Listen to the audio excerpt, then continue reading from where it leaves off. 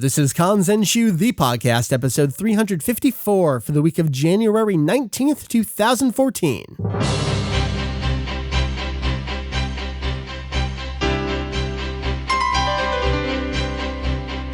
What up, hey-os? Welcome to Kanzenshuu. Oh, the podcast. That's right, an extension of the all-encompassing Dragon Ball fan site. Let's see, Kanzenshuu. That is once again correct. We cover anything and everything Dragon Ball in hopes of enlightening and a little bit, the entertaining. What up? My name is Mike, VegettoEX. Joining me here on this lovely Monday, bright and early morning for you, Jake, the Herms himself. Welcome back, man. Hello. How you doing? Been a while. Pretty good. Yeah. Not as long as usual, though, so this is a nice treat. Yeah. I know this is peanuts compared to what Julian's had to put up with, but yeah, it's, I actually miscalculated, so it's actually 6:20 here. Oh, geez.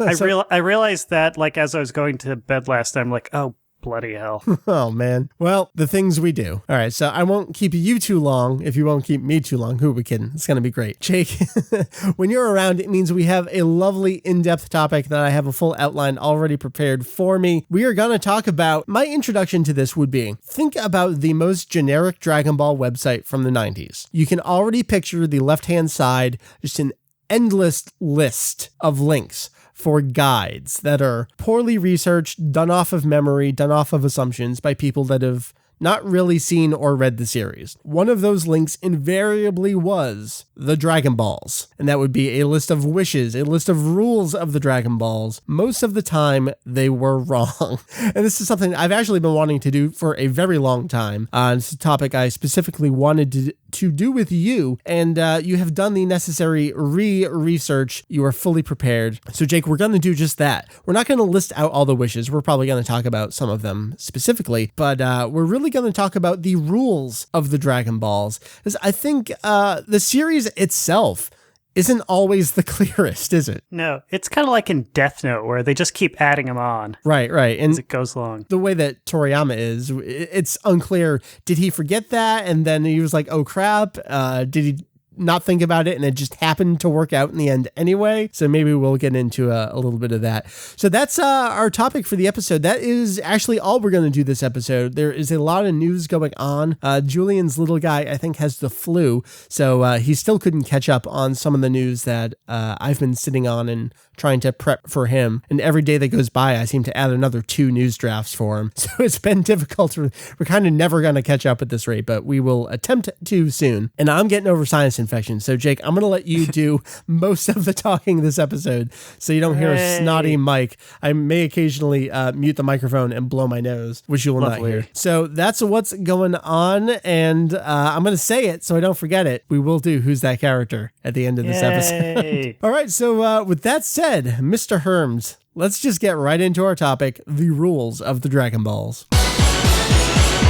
So I've got this arranged by, at first I was going to do this by like each set, but then, for some of them, there's not much to talk about, like with the second set of Namekian Dragon Balls Murray makes. So I figured we're just going to do this by category of rules, and then how those rules apply to each set. So starting out, we've got general rules, which are just kind of the ones that apply to all the sets. And so the first one, the big one, is that each set of Dragon Balls, it has to be made by a certain guy, a certain Namekian who's part of the Dragon Clan. And then when that guy dies, the Dragon Balls that they made vanish as well. Which, when you think about it, actually makes no sense whatsoever. But of course that's just the way. I mean, it's not like when Garo gets killed, all his androids vanish. Or when, like, Babidi gets killed, Boo vanishes. Or Boo, but somehow we accept that when the Great Elder dies, so does his creation. Is it just magic related, perhaps? We've talked about this. I know this came up with the Goku versus Superman debate, but Dragon Ball has a very distinct difference between magic and spiritual energy, like ki. So what do you think is going on here? I mean, it could be that. I don't think, strictly speaking, the Dragon Balls are ever referred to as magic. Yeah. I think there's actually a line where they're said to be like magic. But okay. obviously you could call them magic. All They right. do magic things, but I don't know if they count as the same sort of magic that Bobbity is doing, right. for instance. But there's no clear definition. Okay, got it. I mean, obviously, it seems like, in some weird sense, the dragons share a life force with their creators. So we see, obviously, when their creator dies, so do the Dragon Balls. And then when their creator is wished back to life, the Dragon Balls come back too. Mm-hmm. And it even extends to cases where, like Piccolo, he shares a life force with the God of Earth because they used to be one. So when Piccolo dies, God of Earth dies. When Piccolo's brought back to life, God of Earth comes back to life, and so do the Dragon Balls. Right. But it doesn't work in reverse. When Shenlong gets killed by Piccolo, the God of Earth doesn't die. So it's like there's some kind of nested hierarchy going on here with this life force. Right. I mean, it's to suit the story, but I mean, we can start making some rules around this at the same time. Yeah. And so anyway, this quality, it's not mentioned at first because obviously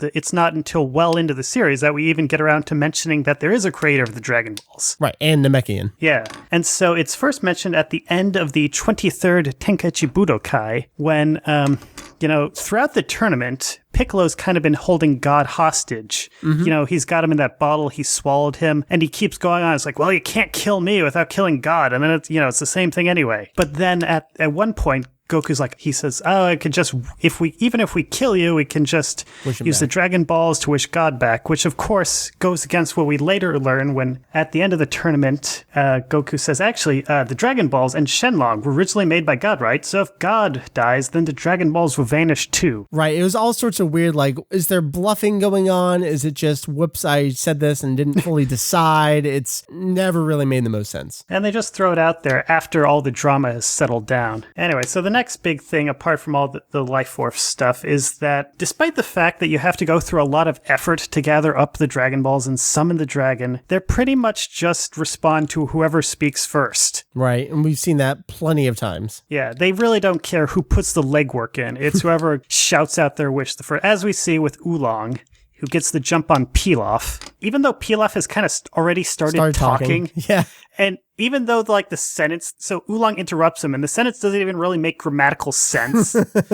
Right. But still, Oolong gets his panties. And then, interestingly, both Kanzenshuu 7 and the Adventure Special, they say that if nobody says a wish for long enough, then Shenlong will just go away. Okay. The balls will just scatter, even if no one makes a wish. But we never see this in the series, and it's actually the opposite. We keep seeing, there's all these jokes where Shenlong just keeps waiting as people debate what wish they should make. Right, I mean, you think it's not the series proper, but that's the punchline that ends movie 12. Yeah, and they also do that at the end of the Cell games, and a little bit in Battle of Gods, too. Yeah. Mm-hmm. And then the other weird thing, just about, how to make the wishes, is that with Palunga, you have to ask him the wish in Namekian. Even though Palunga himself never talks in Namekian. He just talks in, I guess, what we'd have to call Galactic Standard.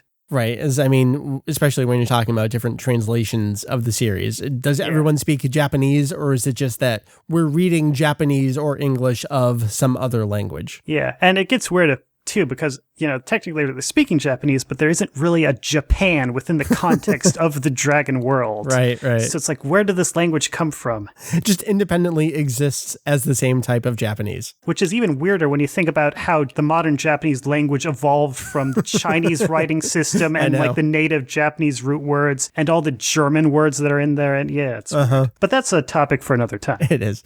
All right. So those are some of the general rules of the Dragon Balls that you can kind of talk about without getting super specific. So then the next thing you have here are wishes that can, or more specifically, cannot be granted. Yeah.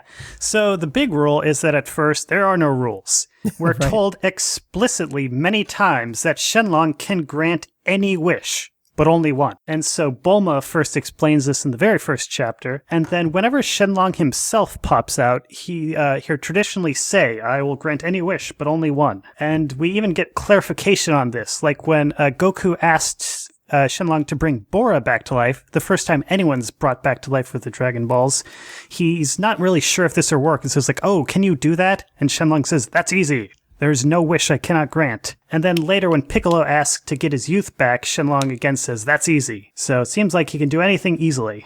Right. But then, in the Saiyan arc, we finally get a limitation. So Goku mentions out of the blue that God told him that Shenlong can't grant the same wish twice. And so he says this when, they're all preparing to fight Raditz. Right, and, yep. Krillin and Kami send in, they're like, well, we'll help you out as much as we can, and if we die, Bulma can just bring us back. Right, and I think that's where a lot of North American fans were introduced to some of these rules, because, we saw that so early back there in 1996. I can still vividly remember Ian Corlett spouting out that line. And it's funny because, there's this great little margin note in the Viz edition of the manga, where after Goku says this line, they say, a tale told in the later volumes of Dragon Ball, which of course is completely false because this is the first time this rule is ever mentioned. But I think it's kind of hilarious that Viz naturally assumes that Toriyama isn't going to just introduce this line here. He's not going to say, oh yeah, I totally heard this before, if there hadn't actually been a scene like that. Right. It's like even they underestimate the extent to which Toriyama just makes this stuff up as he goes along. Like most fans, they know this rule specifically as you can't bring the same person back to life more than once. But as it's originally stated here, of course, it's the same wish can't be granted twice. So that has broader implications. You can't bring the same person back to life, but also if you want another pair of panties, you're out of luck, because Oolong got there first. Would that be that Oolong himself cannot get another pair of panties, or no one else can get a pair of panties? I guess they don't clarify, because all they say is not the same wish, but I kind of assume so, because, it's a thought experiment. Okay. Well, we'll move on then here. We'll have to test it out sometime. Right, okay. And then that's another thing. It's like, could Piccolo ask to be made young again after he gets old again? Anyway, so the second big limit comes later when they're wished they've gathered the balls to revive Goku. And then Oolong pipes up and says, oh, why don't we just have Shenlong defeat the Saiyans so that we don't have to bother bringing Goku back to life? And then Shenlong says that, actually, this is impossible. He says, I was created by God, and so I cannot grant a wish that surpasses God's power, which in this case apparently means that he can't kill anybody who's stronger than God is. Okay. And then it's a little vague, it's not too clear what further implications there are to that, because it's like, God can't, he explicitly says that he can't bring people back to life, but Shenlong can. And I'm even thinking more basic things like, can you move this boulder for me? Well, could God move that boulder? Probably, but just... Can God make a set of Dragon Balls that can lift a rock that's too heavy for him to lift? Exactly. And then another thing later on is that when they're talking about the history of planet Namek and how it was devastated by a weather disaster, they speculate that the reason the Namekians didn't just use the Dragon Balls to get them out of that fix is because the weather disaster was likewise too powerful for the Dragon Balls to deal with. So it's not just powerful people, it can also be powerful natural phenomenons. So I think even Yajirobe's like, they're not that great, actually. He's always good for those kind of comments. Anyway, so with the Earth's Dragon Balls, they do have one advantage over some of the later sets that we see in that they can bring more than one person back to life at the same time if they can be grouped together in some way. Right, just the way that Dragon Ball works, it's usually that multiple people die. Usually some big explosion somewhere, a city or two get wiped out. And so this gets formally clarified towards the end of the Frieza arc, when Kaio and the God of Earth, they're having this get-together to try and work out what they're going to do with these two different sets of Dragon Balls. What wishes they can make with each set to get everything properly sorted out.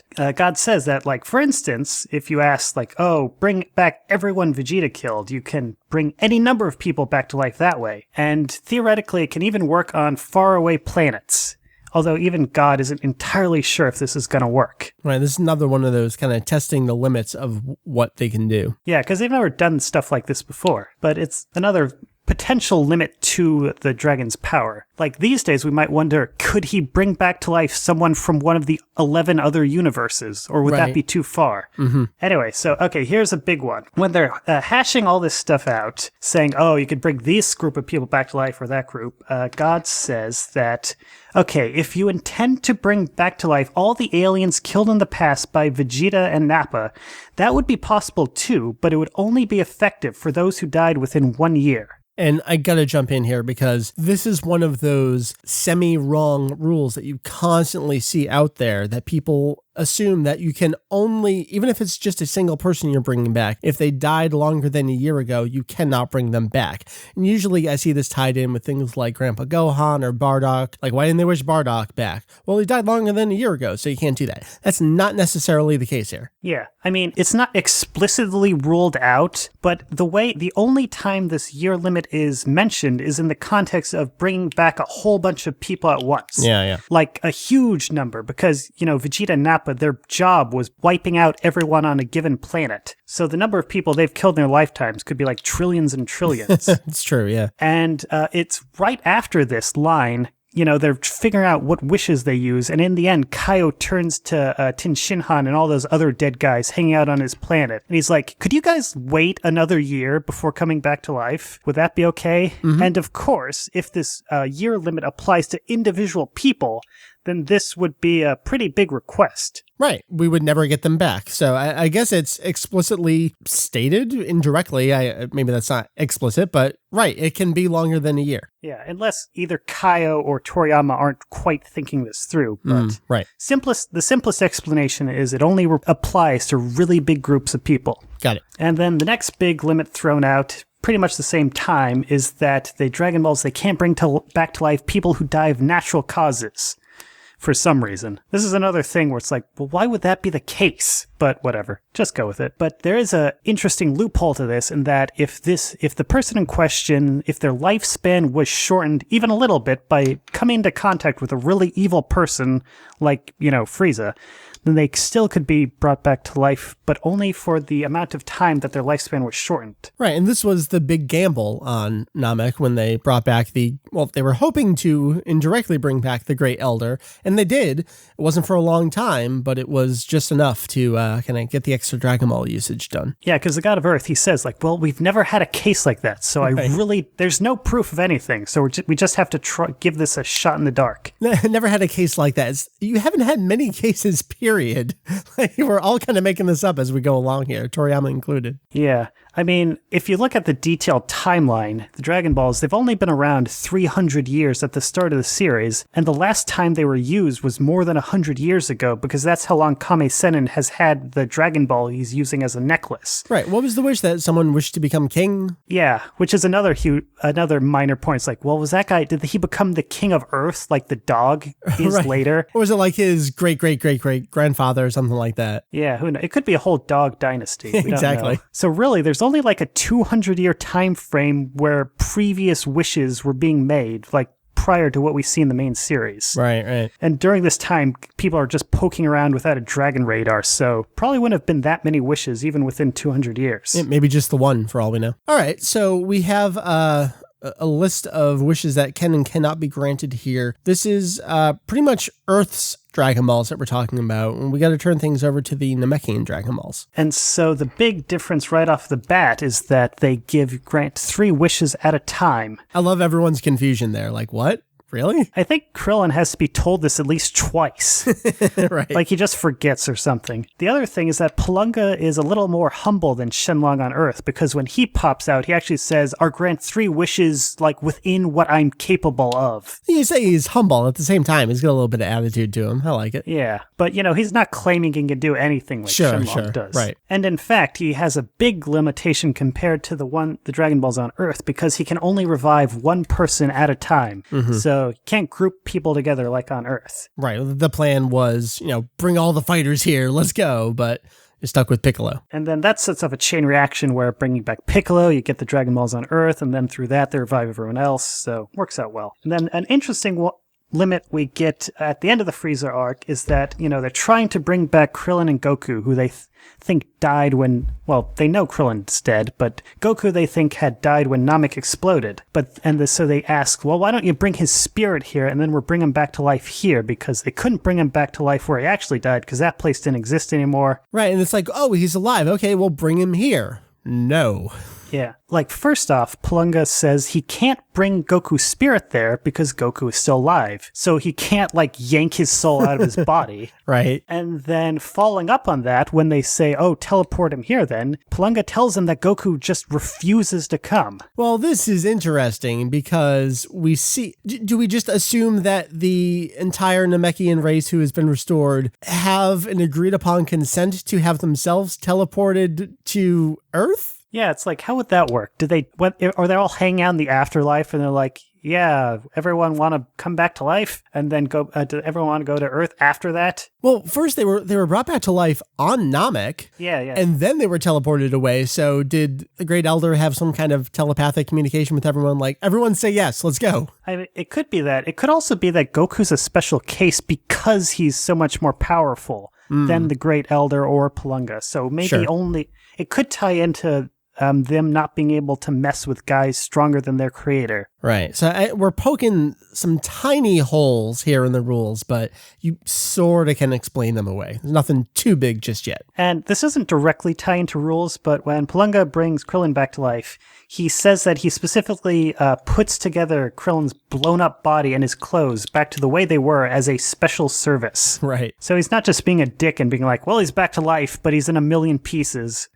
So have fun with that. Right. Okay, so moving on, we get Dende's Dragon Balls. So after he takes over as the new god of Earth, he revives the old Dragon Balls and makes some modifications. And the interesting thing here is how they actually have a conversation with what setup they want for these Dragon Balls. It's almost like signing a phone contract or something. And so at first they say, well, could you make them revive lots of people at once? Because that's what they want. They want to bring back all the guys who have been killed by Cell. But because they do that, well, this is where it gets kind of confusing. But we'll get into this more later. But Dende says that because he makes them so that they can revive lots of people at once, as a side effect, they cannot revive people a second time. Okay. Which, I kind of skipped over that with the Namekian Dragon Balls. The Namekian Dragon Balls can also revive the same person more than once, unlike the Earth Dragon Balls. So by extension, I guess you could also make other wishes multiple times with those. Like after the Cell games, when Krillin, he tries to wish for 17 and 18 to be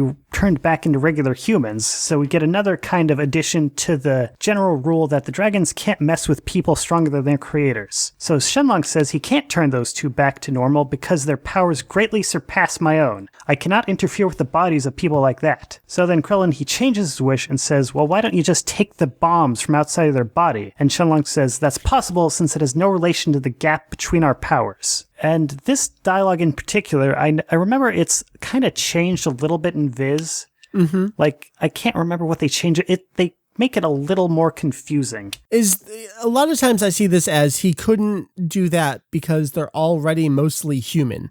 Is maybe that what Viz went for here? Or is that just kind of fan assumptions based on not being able to read it? I think it's a mixture of both. Okay. I mean, I already kind of covered Vizisms. I think, I went over this whenever the relevant manga review of Awesomeness episode was. I sent in a note on that. So just look that one up. All right, go back to that one. So that's pretty much it for Dende's Dragon Balls, at least for now, in terms of numbers of wishes and stuff. Yeah, and so for the final set, we get Murray's Dragon Balls. Murray, you may recall, is the guy who takes over as the new Great Elder once the old Great Elder dies. So the Great Elder puts his hand on this guy's head and somehow transfers whatever thingamabob life force he has to Murray, so that now, even after the Great Elder dies, the Dragon Balls will still go on ticking. He's basically the god of that planet. I mean, the fact that the Namekian Great Elder was kind of having these conversations with Kaio and God's Earth, he seems to at least mostly be on that level. Yeah, I mean, if there is some separate god of planet Namek outside of the Great Elder, that guy's really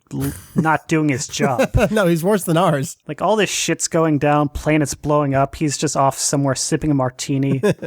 We got plague, drought, it's awful. Anyway, so after becoming the new Great Elder, Murray powers up the Dragon Balls so that Palunga can now revive many people at once, the same as the ones on Earth can. And we learn this at the end of the Buu arc, where Dende and the others, they head to Namek to use those Dragon Balls to revive Earth. And then towards the very end of the battle with Boo, when Goku's throwing the Genki Dama at him and he's trying to push it into Boo, he doesn't have enough stamina because he used it all up. And so Dende asks Palunga to restore Goku's stamina. And Palunga says it's possible as long as it's only restoring that person's stamina to what it normally is. Right, so you can't overpower someone. Yeah, it can't supercharge him. And that makes sense. I mean, that's in keeping with kind of the other stuff we're told about them not being able to mess with guys stronger than them. Yeah. So here, I have a question for you. We have two cases. We have Dende and Muri powering up existing sets of Dragon Balls. Do you think it's that the original creator could not make it more than, like, they already powered up as much as they could, and then it takes someone else coming to them to kind of push them beyond those limits? Did Dende and Muri always have the potential? Like, if they created their own independent Dragon Balls, would they have these kind of less stipulations? What do you think there? Well, when Dende's setting up his Dragon Balls, he says this really interesting thing where they ask him, oh, could you have them revive all these people? And says, it's not something I couldn't do on the first adjustment. Okay. And it's not really clear what an adjustment is supposed to be. Like, do they have to give them regular tune-ups and maybe right. They can adjust the rules then, maybe? Maybe Mr. Popo didn't bring the Dragon Balls in for their routine maintenance. Yeah, and then after it turns out that the Dragon Balls now can't revive the same person more than once, Dende also says, sorry, if you had said something at first, and he just kind of trails off. So it's like what? If we had told you that, would you have been able to have them do everything? Or like, by the way, people usually die a lot. We need to be able to do this. And do you think that was Toriyama realized what he just did and just had Dende be the bearer of bad news? I mean, he does things like that sometimes. I mean, it's not directly comparable, but Toriyama seems to have his characters sometimes point out the holes in his plot. Right. Or stuff like, most recently in Battle of Gods, where Whis, when he hears the name Super Saiyan God, he's like, oh, that's just a stupid name. That's really an exaggeration. And in interviews, Toriyama has said that these were his exact thoughts when he heard the name. Yeah, this is an old-fashioned thing. Is that what he says? Yeah, something like it's all hype. Yep. It's great. So it's the kind of thing where if I point it out, maybe you can't criticize me for it because I acknowledge it too. Yeah, I got there first. Right. Okay. So we've talked about the upgrades to the Dragon Balls here. The next thing we're talking about is, this really ties in here. This is the number of wishes that they can provide you, and then the time it takes to kind of recharge them for the next wish or set of wishes. So you might think this would be straightforward, but it gets a little really complicated. So, okay, the first set of Dragon Balls on Earth, one wish. This is pretty consistent. And then once they grant a wish, they become ordinary round stones, and it takes them, quote, more than a year to become Dragon Balls again. And this is kind of interesting. Okay, so Bulma, after the first time they make the wish, she says more than a year. And then after that, it's always just a year. So that's another minor inconsistency. And then, interestingly, when, after Piccolo blows up Shenlong and then God and Popo put them back together again, God just has the Dragon Balls revive straight away. He says, normally they have to wait a year, but this time I'm just going to, as a special service, have him be ready to grant a wish right out of the gate. Seems like everyone's capable of these special services, but they don't.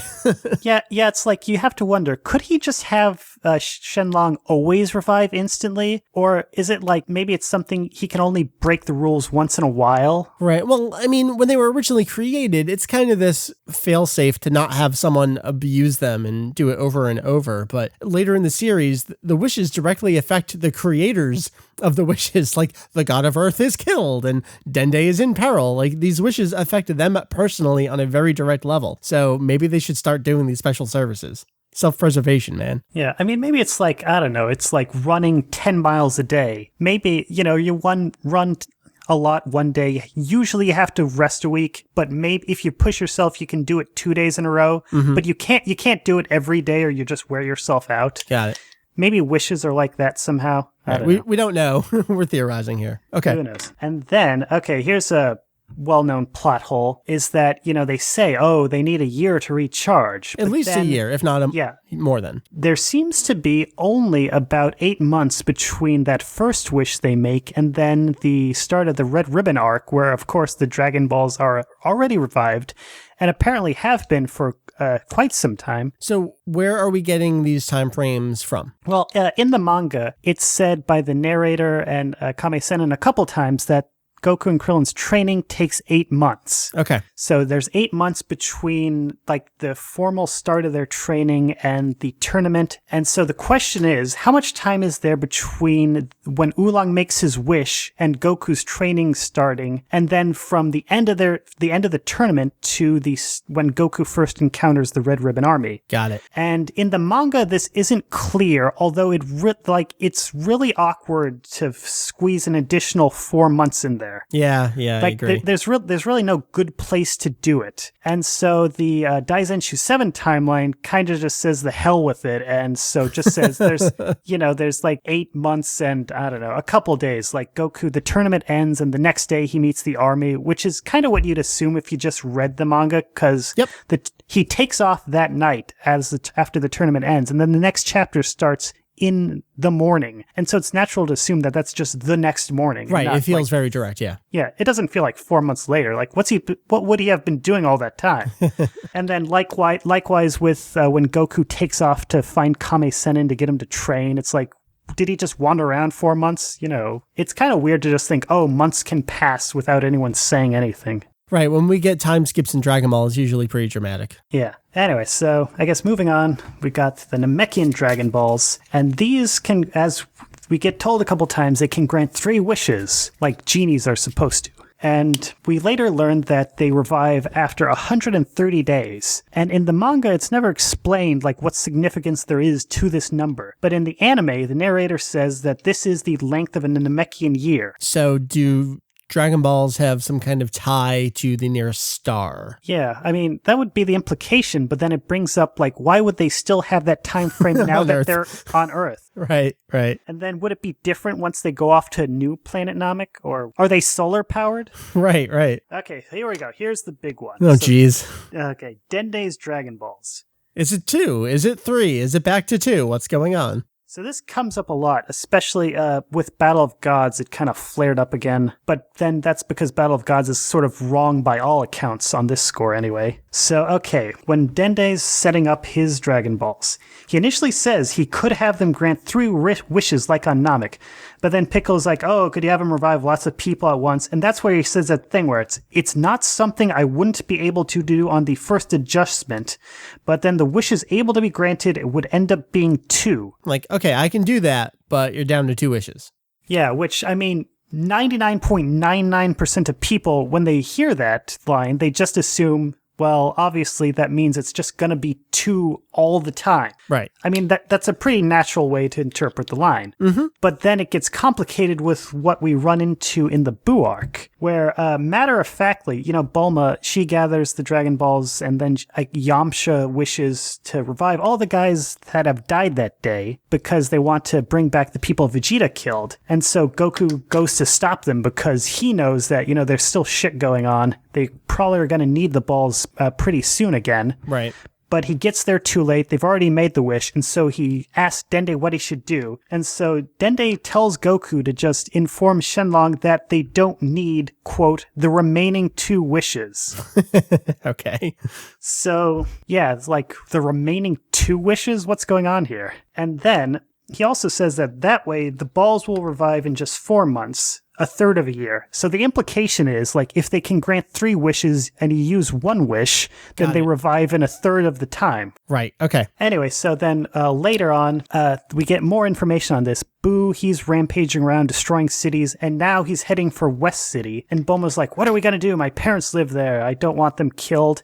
And Goku's like, well, we can just wish them back like always. And then she's like, yeah, but what about the whole city? Like, well, and then Goku says, oh, we can just wish for the city to be restored too. We've got 2 wishes left. We can use them that way. And then Piccolo corrects him and says, okay, since many people were resurrected with the first wish, there's only 1 more wish that can be granted next. And then when he hears this, Goku's like, oh yeah, that's how it was. Now that you mention it, that's the way it was set up. And it's like, wait, what? When was that established? And so that's why you kind of go back to what Dende says in the Cell game, like before the Cell games, and if you comb it over, like maybe you can interpret that thing to say, like, okay, it's usually 3 wishes, and then if you use a wish to revive people, it'll be 2 total, but it's kind of a stretch. Just where you've wished for too much, so now it counts as 2. Yeah, it's like, I mean, the setup, as it's explained in the Boo arc, it sounds like using 1 wish to revive lots of people essentially counts as 2 wishes. And that if you don't use a wish to revive lots of people, then you can get a full set of 3 wishes. So the question is, was this what Toriyama meant during the Cell arc and he just didn't explain it very well with Dende's dialogue? Or is it like, just a new rule he thought of between doing the Cell and the Boo arcs, or what? Because it's not really treated as a new development. Goku, once he hears this, he acts as if he's known this all along. But I don't know, maybe he's just being an idiot. The question, so is this a retcon on Toriyama's part, or what's going on? And I don't think anyone really knows. But an interesting thing to add, though, is that at the end of the manga, when the narrator's kind of summing up all the stuff they do in the aftermath of the battle with Boo, he says that the Dragon Balls revive in 6 months. In other words, half a year. Which, again, it seems to be going off the idea that there's 2 wishes that can be granted. You use 1 wish and then they revive in half the time. It's another inconsistency to the whole thing. Anyway, so now we come to Battle of Gods, where in the movie, they get the Dragon Balls, they bring out Shenlong, and their wish is to ask him what the heck is the deal with Super Saiyan God. And after granting just 1 wish, Shenlong takes off. Well, is that even the wish? Yeah, it's like, is that even a proper wish? I mean, it seems very conversational. Yeah, I mean, fan consensus explanation seems to be that he's just scared of Beerus and doesn't want to stick around too long. Right, he's like, all right, let me know when you need those other wishes. Peace out. And then the other thing is that as part of the movie's backstory, we're told that at some point in the relatively recent past, Pilaf and his gang got the Dragon Balls and they wished to have their youth restored. And this also sounds like they only got 1 wish, right? Like, oh, make us young again. That would only be 1 wish. Right. But alternatively, maybe, there's 3 of them, so maybe each person getting made young again uses up 1 wish for some reason. I mean, that would at least explain that as the 3 wishes, but then we're still left with Shenlong took off in front of Beerus. What did that mean? So we're probably never know. I think my favorite explanation is he was not granting a wish, just he was kind of doing a favor to Beerus and then decided, all right, see ya. So no wishes. I guess at the end, we've just left with Murray's Dragon Balls, which are pretty straightforward in this regard. They grant 3 wishes. It's the easiest one. I like it. Now, Jake, that's Dragon Ball. And yes. By extension, Dragon Ball Z. There's another series. There's another set of Dragon Balls. Is there? Oh, yes. Yeah. Okay, so in GT, we learn about the Ultimate Dragon Balls, the Black Star Dragon Balls, which it turns out these were made by the child of Katats, the original Namekian who came to Earth. So before he became the official god of Earth and cast out his evil half to become Piccolo, he's just some Namekian, really powerful Namekian, screwing around with experimental Dragon Balls, apparently. Right. In his younger, wilder days. In his misspent youth. And so he made this set, which they're so powerful.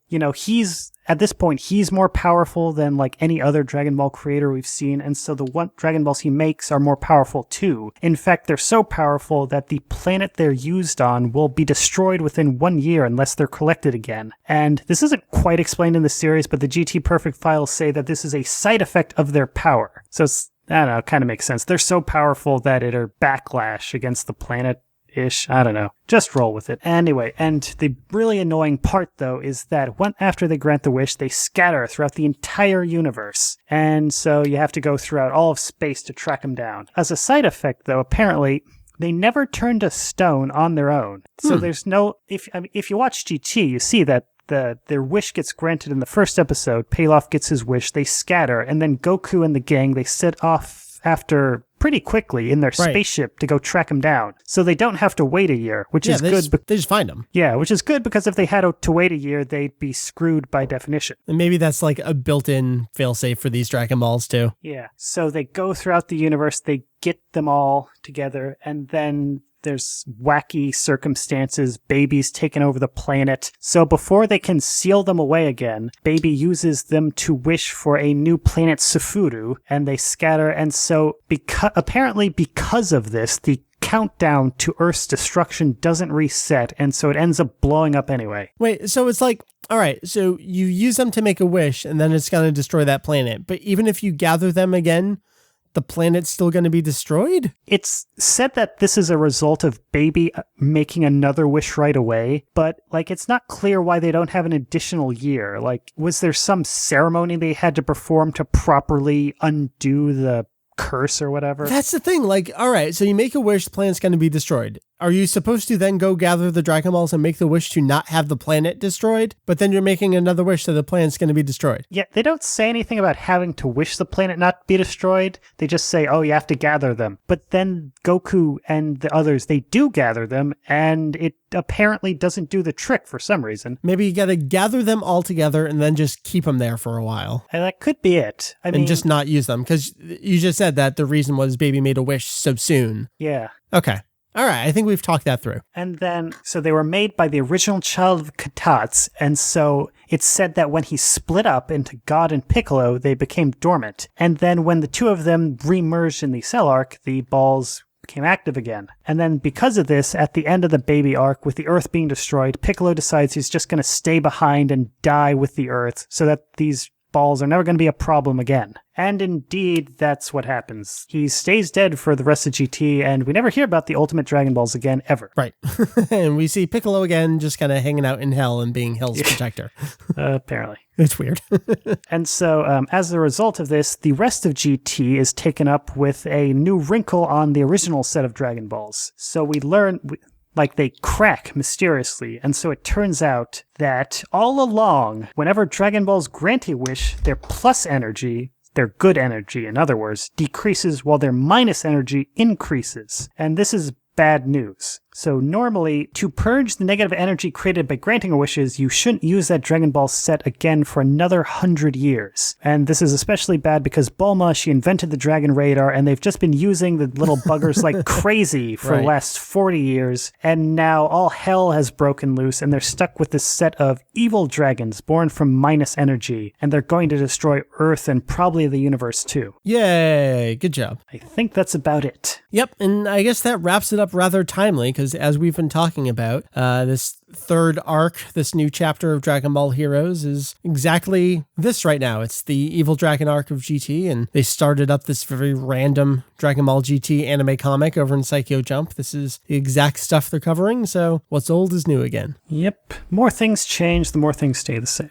Exactly. So Jake, those are the rules of the Dragon Balls. What can we take away here? That, all right, so you can create them. They're going to have an initial set of rules. It's possible to upgrade them. It's possible to maybe even upgrade them a second time.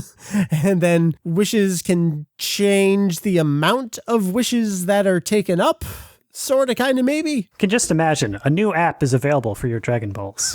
Right, it's exactly what it would be these days. In-app purchase, you can buy an extra wish on these Dragon Balls. Please agree to these terms and conditions. If you use this too much, the Earth could explode, blah, blah, blah. Agree. Yeah, yes, agree. Whoops. That's exactly what happens. I think that wraps that up, right? Yeah, and don't forget about Who's That Character. I have not forgotten. We're doing that right this second. Who's that character? So last time on the show, well, not last time on the show, maybe like 3 episodes ago. This is the clip that you heard. 情けない声出すんじゃありません。我がウサギ団に逆らったやつはどこですか? Jake, do you remember the clip? No, because it was so long a while ago. Well, it was indeed Tonin Jinka, the boss rabbit from the very early part of the Dragon Ball TV series, played by a one Mr. Hiroshi Otake. Played quite a few characters, lots of one-off characters. We have like Shopkeeper and Host, but also played the perhaps the most important character in the series. That would be the Pterodon in the first episode.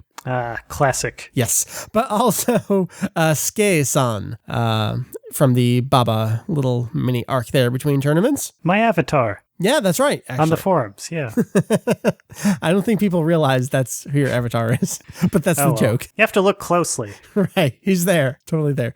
Who was King Nico-chan? Oh, that was Dr. Slump. From Dr. Slump, yeah. Right, okay. So we've got a lot of early Dragon Ball. In fact, it looks like the latest appearance for him was Village Headman in Dragon Ball episode 81. So very much the first half of the first series. That was Hiroshi Otake. So, Jake, off the record here, I'm going to ask you once again for a character suggestion, and we're going to hide it from the people, and I'm going to play the clip. Who do you think I should use? All right, so we have agreed. Here is the clip. And then once more, because it's kind of a short one, here's the clip again. So the game here is, there's really no rules, no contest. It's all for your personal pride. Who do you think this character is? Do you know the actor's name? Where do you think this is from? All those kind of general questions about it. You can respond on the forum thread for every episode we have. Twitter, Facebook, Google+, all that stuff. Would love to hear your thoughts. Who do you think that character is? So Jake, that wraps us up. Sorry for getting you up so early in the morning, but you came through. That's okay. You want to go back to bed? What do you got going on today? Maybe. Well, I don't know. Got the day off, so nice. Could go into town, get some takoyaki. Sounds good. Well, you enjoy the rest of your day here. I will do the same. So this was episode, I've already forgotten, 354 of our podcast here at Kanzenshuu. We'll hit you back next time with 355. We got some decent stuff coming up in the very near future. I know we need to talk about the new Dragon Ball Z Season 1 Blu-ray. Right now, I think I'm the only one that has it. I put it in finally for the first time yesterday. It's just been sitting there. It's you and Tanuki, isn't it? I think that's it. We're the only two people who bought it. So that's the thing we got to do. Battle of Z is coming out very soon, so we'll be talking about that probably early February. Karen will join us to talk about that game. J-Stars is coming out in March, so that's like 2 months off, but that's other video game stuffage coming our way. And I know we've got lots of other good topics in the pipeline. It's just a matter of making sure everyone gets healthy again, because we all keep getting sick. I know Heath was just sick. He had the stomach flu or something like that. So I think we're all digitally passing it around. So you're next, Jake. Well, I was a little stuffed up a week or two ago. Okay, well, if that's the worst you had, that's good. Should be in the clear. You're braving through. All right, so again, this was 354 of our show. Those are the words. www.kanzenshuu.com. Kanzenshuu.com. Find us on the website. Again, Twitter, Facebook, Google+, all that stuff. So I have been Mike, VegettoEX. That has been Jake over here. Thanks to Julian and Heath for everything they've been doing. Heath did a little refresh design on the website. Got some new Toriyama Goku up top. A little extra linkage for the podcast up at the top. So good things there. Jake, wrap it up. Well, this is Kanzenshuu, the podcast. And see you next week, maybe.